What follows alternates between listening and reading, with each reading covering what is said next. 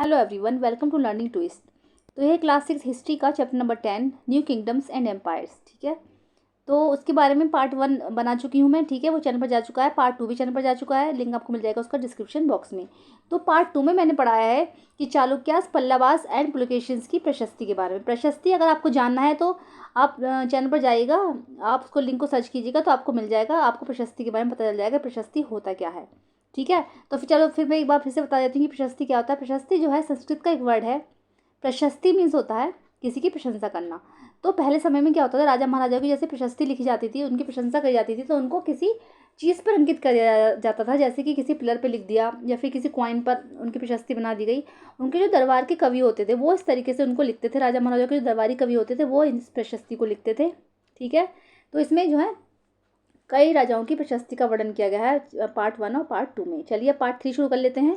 Part 3 में आएगा कि ordinary people in the kingdoms, कि राज्य में जो ऑर्डिनरी पीपल थे वो किस तरीके से रहते, जो साधारण लोग थे वो किस तरीके से रहते थे, कैसा उनका वहाँ का रहन सहन था, क्या था। चलिए शुरू कर लेते हैं कि we can catch an occasional ग्लिम्सी।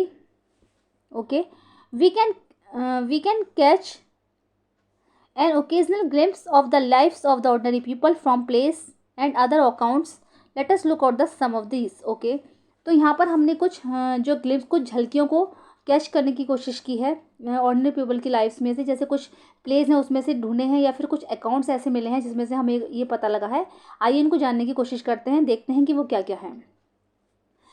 Kalidas is known for this his place depicting life in the Kings court. Kalidas जो थे वो अपने प्ले के लिए जाने जाते थे, जो कि राजा के दरबार में जो कवि थे, राजा के दरबार के कवि थे कालिदास, जो कि अपने डिपिक्टिंग लाइफ के प्लेस के लिए जाने जाते हैं। वो एक बहुत अच्छे से नाटक लिखते थे। An interesting feature about this place is that the king and most Brahmins are shown as speaking Sanskrit. एक इंटरेस्टिंग फीचर इस चीज़ का ये था, उनके नाटकों का ये था कि जैसे राजा वगैरह होते थे या फिर जो मोस्ट ब्राह्मण्स थे वो सिर्फ संस्कृत बोलना जानते थे और संस्कृति वो सीख सकते थे, संस्कृत पढ़ना और बोलना जानते थे।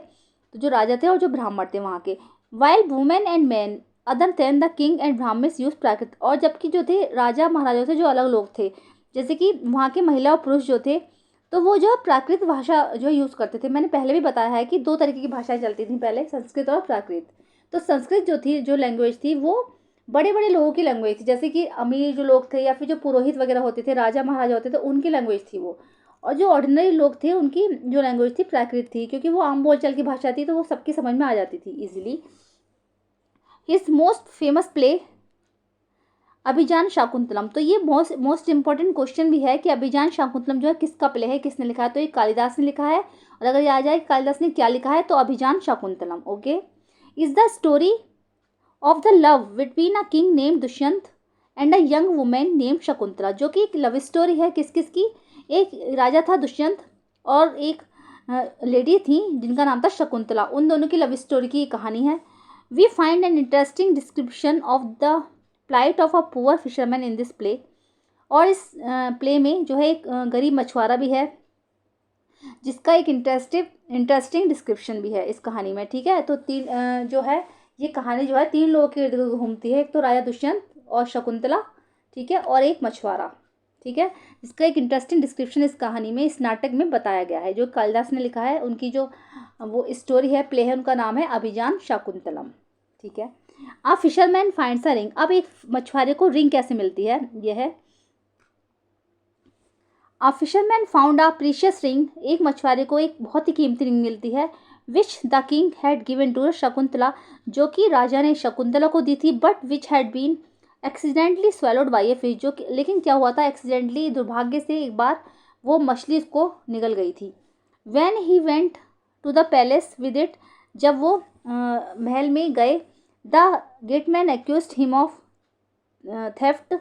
जब वो मछुआरा महल में गया तो जो गेटमैन थे उन्होंने उसे चोर समझा। And the chief police officer was rather rude. और जो चीफ पुलिस ऑफिसर था वहाँ का, उन्होंने भी उसके साथ रूडली व्यवहार किया।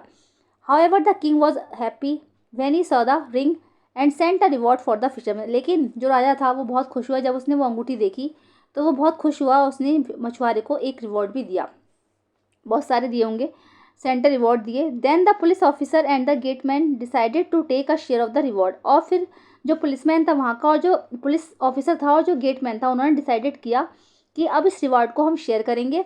And went along with the fisherman to have a drink, और वो मछुआरे को जो है ड्रिंक के लिए साइड में ले गए, अकेले में ले गए। ठीक है, अब आगे बढ़ते हैं। The Chinese pilgrim Faxian notice the plight of those who were treated as untouchables by the high and mighty.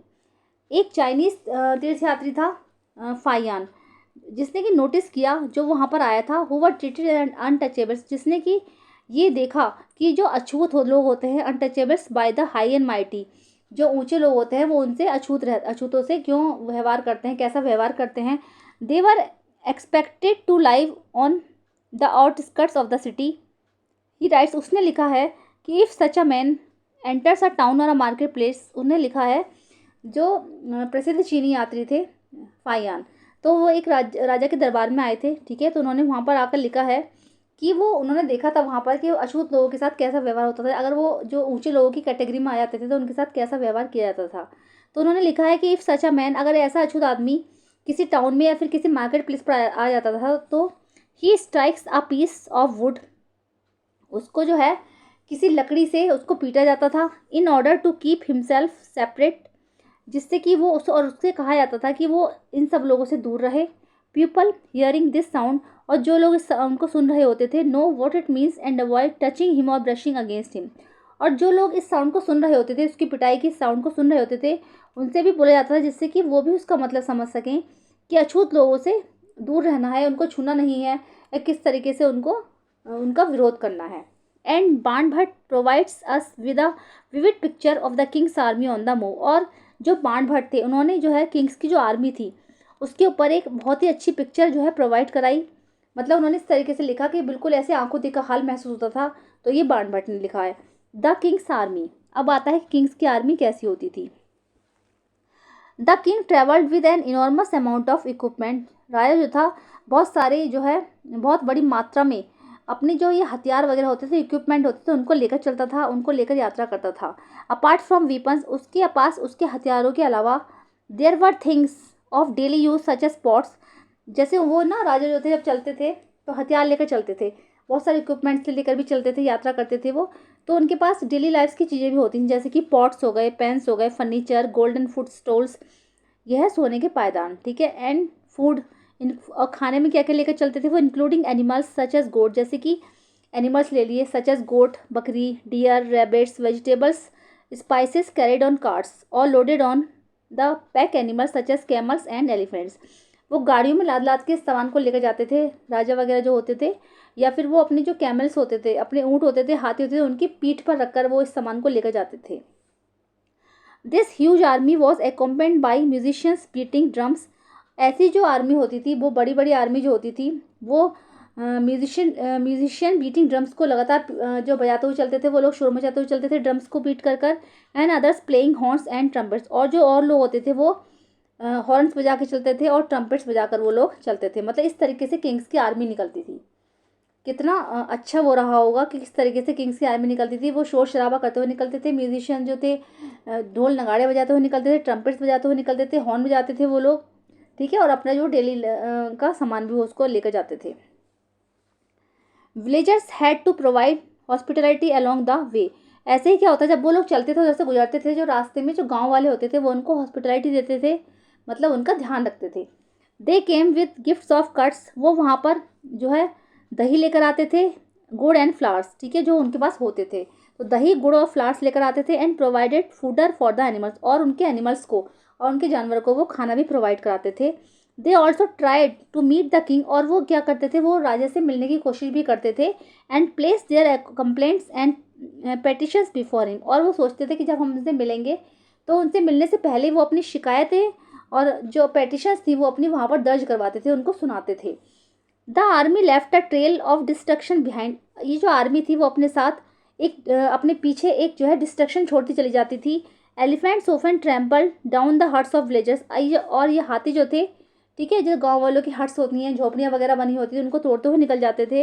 And the oxen yoke to the caravans of merchants run away scared by the tumult, और जो ये oxen वगैरह होते, बैल वगैरह होते थे, बैल सांड सब साथ में चलते थे, तो ये गांव वालों के घरों को बिगाड़ जाते थे, उनकी गाड़ियों को पलट देते थे, उनकी जो व्यापारियों की जो कैरावैंस होती हैं उनको लुढ़का जाते थे।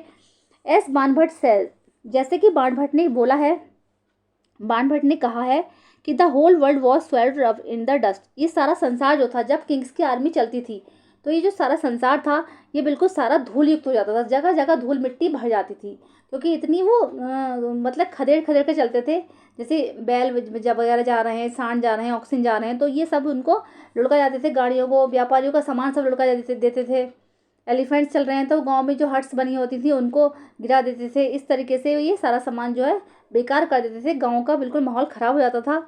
तो इसलिए बाणभट्ट ने लिखा भी है कि the whole world was swelled up in the dust. ये सारा जो संसार था सब बिल्कुल धूल मिट्टी से भर जाता था। ओके, तो समझ में आ गया आपको किंग्स की आर्मी किस प्रकार से चलती थी। ठीक है, तो लेसन भी आपका बिल्कुल फिनिश हो चुका है। ठीक है, पसंद आया तो लाइक कीजिएगा। अगर आप अपनी फ्रेंड्स या फैमिली में किसी को पढ़ाना चाहते हैं, उसको समझाना चाहते हैं, तो मेरी वीडियो को शेयर कीजिएगा। और अगर आप मेरे चैनल फर्स्ट टाइम विजिट कर रहे हैं तो प्लीज़ सब्सक्राइब कीजिएगा। मिलते हैं नेक्स्ट वीडियो में। Thank you so much.